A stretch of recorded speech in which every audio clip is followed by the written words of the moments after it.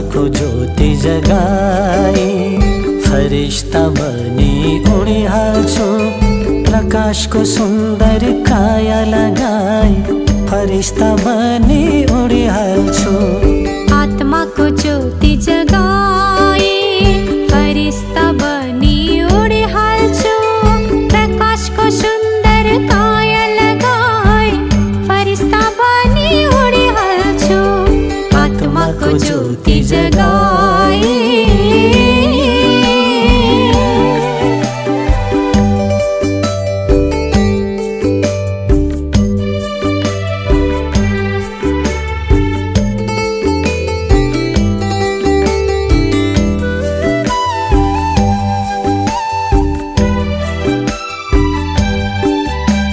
साकार देह देखी अलग, आकाशमाथि उड्दछु।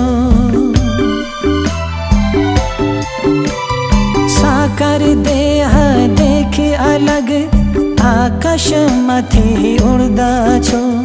खुसीले हर्षित हुँदै पवित्रतामा फैलाउँछु। खुसीले हर्षित हुँदै पवित्रतामा फैलाउँछु। आत्मा को ज्योति जगाई, फरिश्ता बनी उड़ी हाल्छु। प्रकाश को सुंदर काया लगाई, फरिश्ता बनी उड़ी हाल्छु। आत्मा को ज्योति जगाई।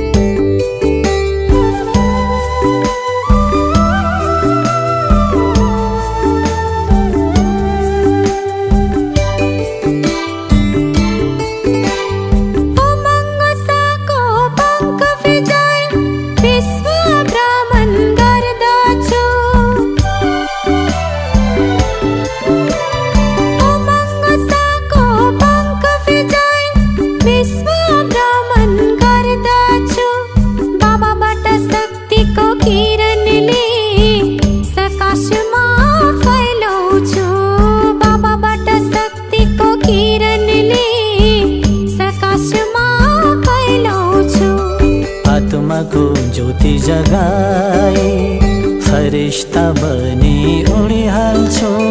प्रकाश को सुंदर काया लगाई, फरिश्ता बनी उड़ी हाल्छु। आत्मा को ज्योति जगाई।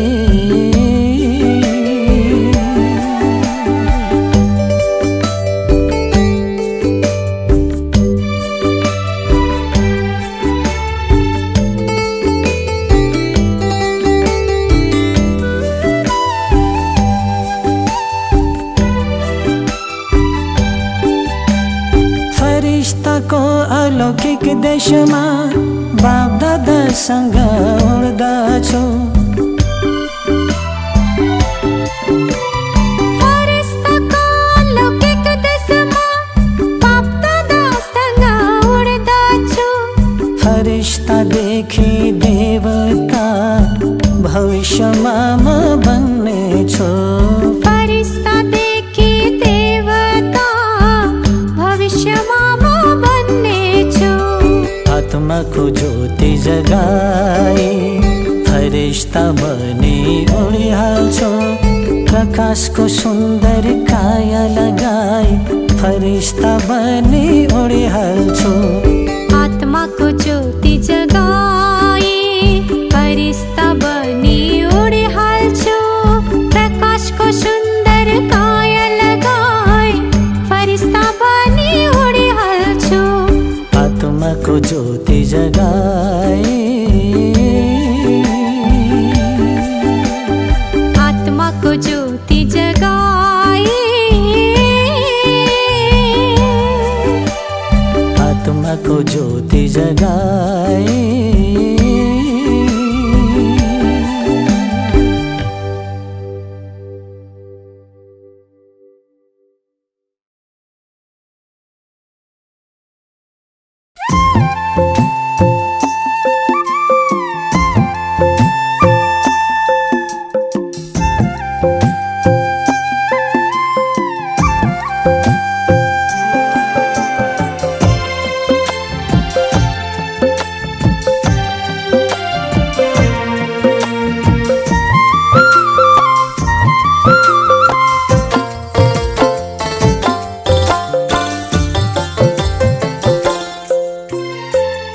स्वयं शिव भगवान आउनुभयो धरतीमा। आज स्वयं शिव भगवान आउनुभयो। समाज है, अगर भावी समाज को बेहतर अच्छा बनाना है तो वर्तमान के बच्चों को इस भौतिक शिक्षा के साथ साथ मूल्य सिखाने की बड़ी जरूरत है, क्योंकि मूल्यों से समाज चलता है, संसार चलता है। अगर मानव के अंदर के मूल्य नष्ट हो जाए, एक समाज राक्षसी वृत्ति वाला जा सकता है, समाज में प्रॉब्लम आ सकते हैं। इसलिए मूल्य सिखाना यह है शिक्षा का मूल उद्देश्य। शिक्षा का मूल उद्देश्य है असत्य से सत्य की ओर जाना। शिक्षा का मूल उद्देश्य है बंधनों से मुक्त बनना। मारना, पीटना, गुस्सा करना, ये सारे अनैतिकता है। और अनैतिकता वाला बच्चा इसी स्कूल से तो पास हो जाता है, समाज में फेल हो जाता है। समाज की परीक्षा में पास होने के लिए मूल्यों की जरूरत है, गुणों की जरूरत है। जिन बच्चों ने गुण अपनाए उनका व्यवहार अच्छा लगेगा, उनके संस्कार अच्छे लगेंगे। इसलिए शिक्षा का उद्देश्य है चरित्र का निर्माण करना। आपने कितने मार्क लिए वो महत्व का नहीं, लेकिन आपने जीवन में गुण कितने आए वो महत्व के हैं। कई बार मैं बच्चों को पूछता, बेटा क्यों पढ़ रहे हैं? कहते सर पढ़ करके चाहे जो भी लोग बनते हैं, कहां से बनते हैं? स्कूलों से। लेकिन आज समाज में क्या हो रहा है? कोई सुसाइड करता है, कोई किसी का मर्डर करता है, कोई भ्रष्टाचार काम करता है, कोई नशा करता है। ये सारे जो क्राइम्स हो रहे हैं, कारण यहां से तो पढ़ाई किया, भौतिकता सीखी, पेट भरना सीखा, लेकिन मूल्य नहीं सीखा। इसीलिए समाज की स्थिति ऐसी बनती जा रही है। इसलिए फिर से हमें समाज को अच्छा बनाने मूल्य सिखाना जरूरी है। आज हम अच्छी स्कूल किसको कहते हैं? जिनकी टाई अच्छी, बिल्डिंग अच्छी, बसें अच्छी, रिजल्ट ज्यादा, फी ज्यादा, हम समझते अच्छी स्कूल। अच्छी स्कूल 100, 90, 80, 70 कितना लिया होगा? हाँ 90। अच्छा, एक ने कहा 90, और बताओ कितना लिया है?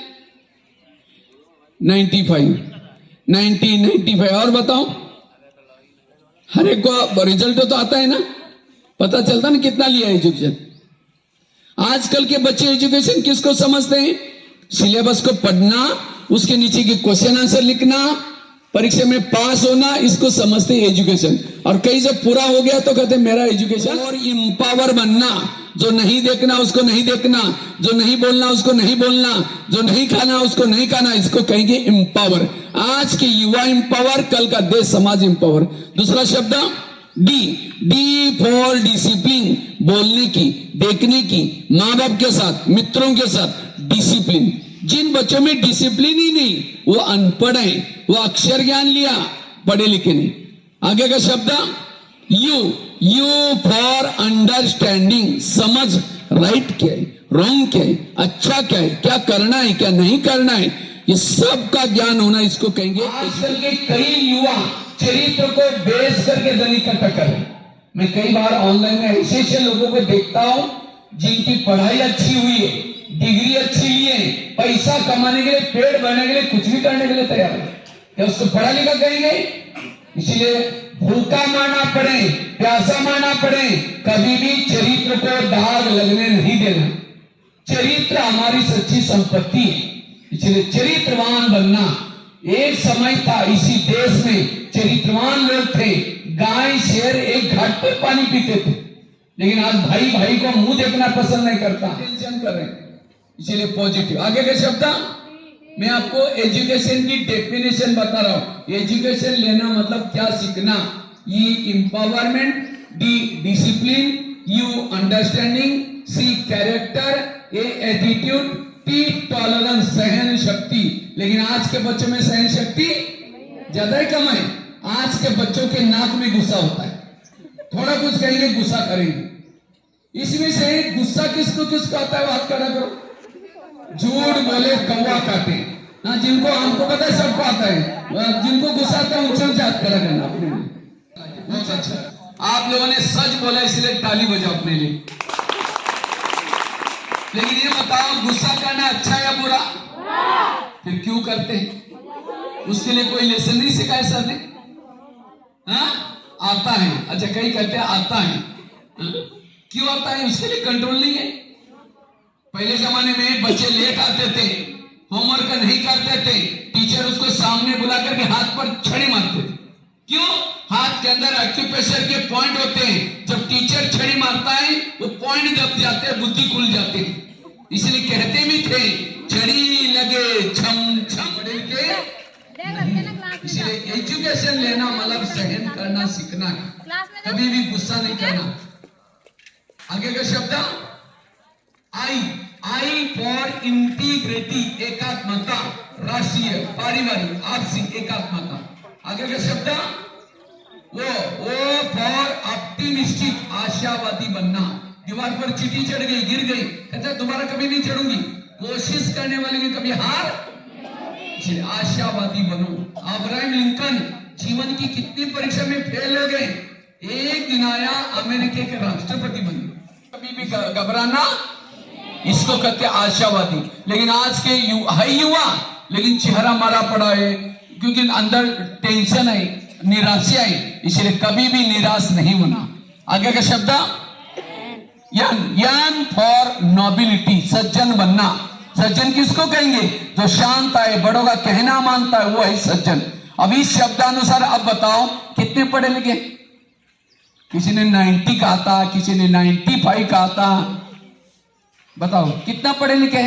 एक टी के शब्द में सारे फेल है, बाकी सारे शब्दों की हालत क्या है? ये सीखना इसको। हाँ, बिगड़ते कैसे? यहां स्कूल में आने के बाद सुधरते बिगड़ते? सुधरते। जोर से बोलो। और सिनेमा, टीवी, फेसबुक, व्हाट्सएप देखने बाद सुधरते बिगड़ते? जोर से बोलो। बिगड़ते। और इसमें से कौन कौन देखता है? बात खड़ा करो। झूठ बोले कौवा काटे। इसमें भी जो हमको पता है, सारे बच्चे भी, छोटे बच्चे से सब बड़े भी देखते हैं। अच्छा, सब लोग देखते हैं। हाथ नीचे करो। अभी आपको सुधारना है, बिगड़ना है? दोनों में लड्डू खा रहे। स्कूल में आ रहे सुनने के लड्डू खा रहे, घर में जाकर बिगड़ने के लड्डू खा रहे। रहता है वो समाज के, देश के कोई काम का है। बहन जी का भी ताली बजा करके स्वागत करेंगे।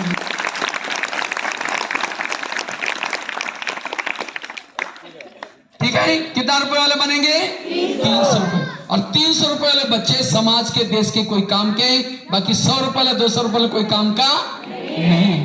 ऐसे बच्चे देश के लिए, माँ बाप के लिए बोझ है, अभिशाप है। खुद भी बिगड़ रहे हैं, औरों को भी बिगड़ रहे हैं। इसलिए कितना रुपए वाला मूर्ति बनेंगे? 300 रुपए वाला बने। और जो भी बातें बताए, कोई गाली देगा तो उसको क्या बोलेंगे? Thank you. मैं तो 11 साल स्कूल में नहीं गए थे। उसके बाद फिर आईके पूरा हुआ। आज माउंट आबू में रहता हूं। और कहा मैं जब पढ़ता था, मेरे पास खाने के लिए कुछ नहीं था। चावल उबाल करके, गरम चावल पर शक्कर डाल करके 4 साल तक खा करके पढ़ाई की। चोरी नहीं की, गलत रास्ते में नहीं किया। लेकिन आज माउंट आबू में 25,000 लोगों का जब भोजन बनता है, उस भोजनशाला में सेवा करता हूं। इतनी 40 मैगजीन का लेखक हूं। आज तक 3000 से ज्यादा लेख लिख चुका हूं। और करीबन 11-12 हजार स्कूलों में, 800-900 जेलों में लेक्चर करके इंडिया बुक ऑफ रिकॉर्ड में नाम दर्ज किया। कहा एक गांव में रहते थे, और कहा उस रद्दी की किताब से ये ज्ञान और योग का अभ्यास करके अपने जीवन को महान बनाया। तो मैंने कोई लेक्चर नहीं किया, लेकिन मैंने अपने जीवन में वैल्यूज धारण किया।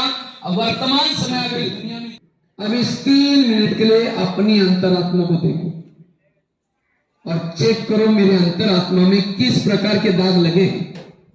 गलत संगत का दाग, बड़ों का कहना न मानने का दाग, गुस्सा करने का दाग। अगर ये दाग मेरे जीवन में है तो मेरे जीवन की नैया डूब सकती है, क्योंकि मैं एक साधारण बालक नहीं हूं। भगवान ने इस धरती पर मुझे बहुत बड़े कार्य के लिए भेजा है।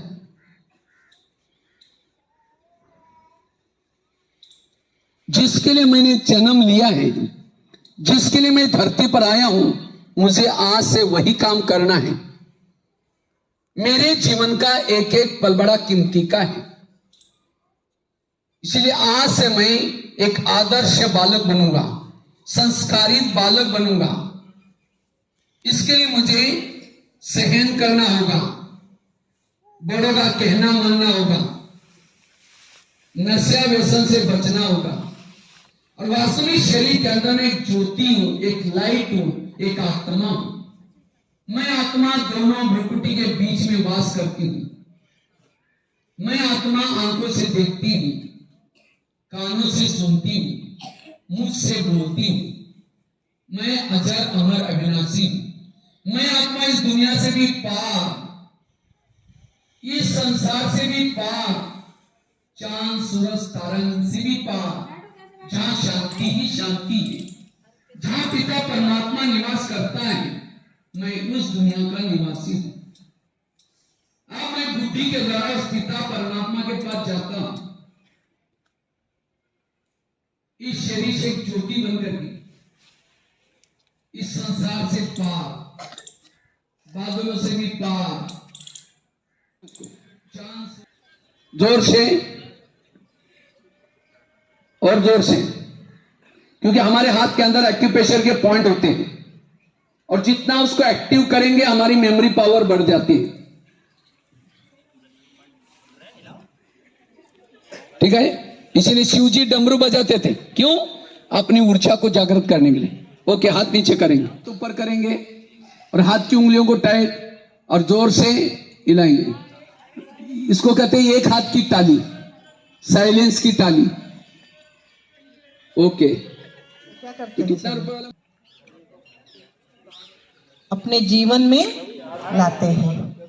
देखा भाई जी का कितना, हाँ? कहाँ आप लोगों के पास तो सब कुछ सुविधा है। अपने माँ बाप कितनी मेहनत करके आप लोगों को, हाँ? स्कूल में भेजते हैं, ट्यूशन भी कराते, कितने अच्छे अच्छे कपड़ा भी पहनाते, अच्छे अच्छे खाना खिलाते। लेकिन हम आज क्या करते हैं? उसका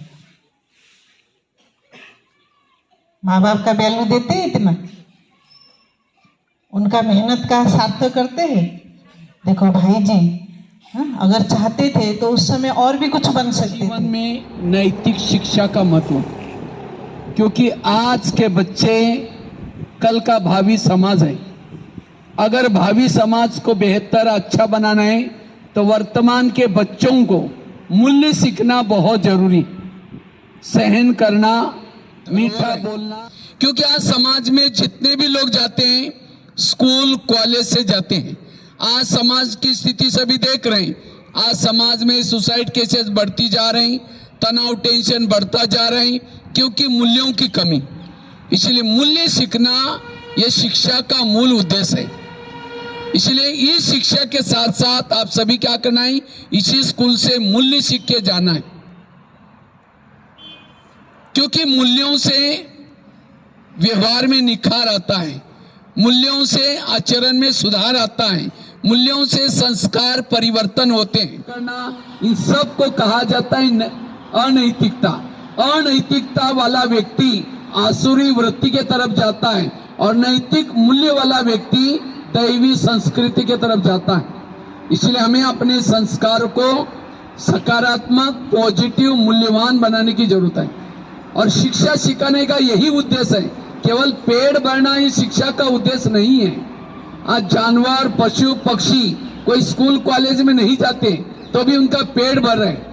इसलिए आप चेक करो, मैं तो पढ़ रहा हूं लेकिन मेरे जीवन में गुण कितने आ रहे हैं। 90% बताओ, अपना अपना पर्सनली बताओ कितना लिया है?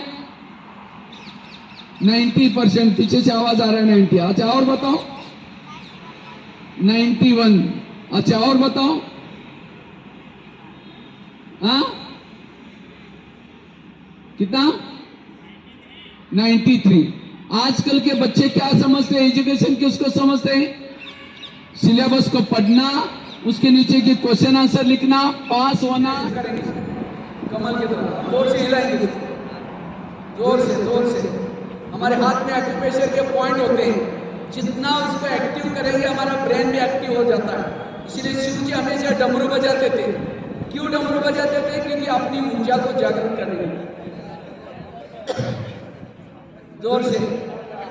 ओके, हाथ नीचे करें। एक बार जोर से ताली बजा करके अपने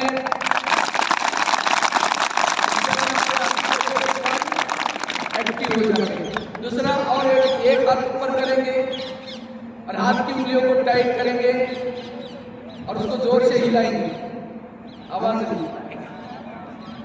इसको कहते हैं एक हाथ की ताली। कोई भी आपके क्लास में आता है, वो ताली की बजाय ये भी तालियां बजा सकते हैं। इसको कहते हैं साइलेंस की ताली।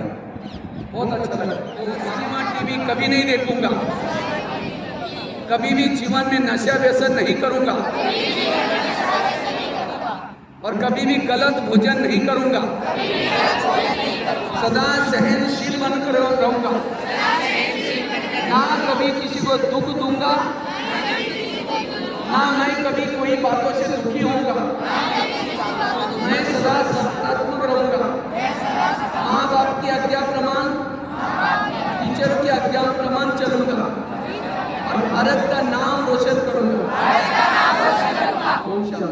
निकले एजुकेशन, लेकिन जिसको एजुकेशन का अर्थ ही पता नहीं, एजुकेशन क्या लेगा? एजुकेशन का पहला शब्द कौन सा आता है? ई फॉर एम्पावर बनना, सशक्त। आज के बच्चे सशक्त, कल का समाज देश सशक्त। आज के बच्चे कमजोर, कल का समाज देश कमजोर। जो नहीं देखना उसको नहीं देखना, जो नहीं खाना उसको नहीं खाना, जो नहीं बोलना उसको नहीं बोलना, इसको कहेंगे सशक्त। दूसरा शब्द कौन सा आता है? डी फॉर डिसिप्लिन, बोलने की, देखने की, माँ बाप के साथ, मित्रों के साथ डिसिप्लिन। तो तुम बताओ, तुम्हारे ऊपर किस टीचर का ज्यादा प्रभाव पड़ा? उसका पहनना, उसका चलना, उसका बात करने का स्टाइल, उसकी पढ़ाई की स्टाइल, तो तुम 60 साल में बता दोगी, क्योंकि ये बढ़िया कंप्यूटर है। इस उम्र में ऐसा प्रिंट हो जाता है, वो कभी मिटता ही नहीं है। अभी जिस बच्चे को टेबल याद हो जाएगी, वो टेबल उसको रट गई।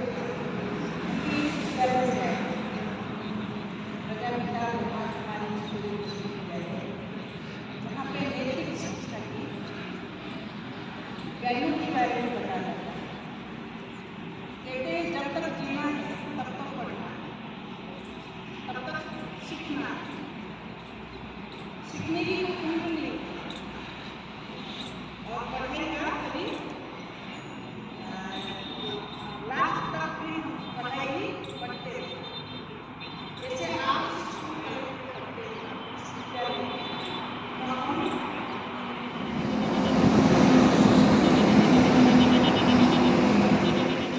नहीं आ सकती, जिनको मानसिक तनाव है,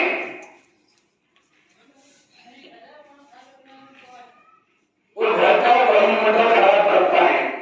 जिस घर में तनाव है वहाँ बरकत नहीं है, वहाँ लक्ष्मी वास नहीं कर सकती, उसको रात को चैन की नींद नहीं आएगी। इसलिए आजकल लोग क्या करते, नींद आने के लिए गोलियां लेते, नींद की गोलियां।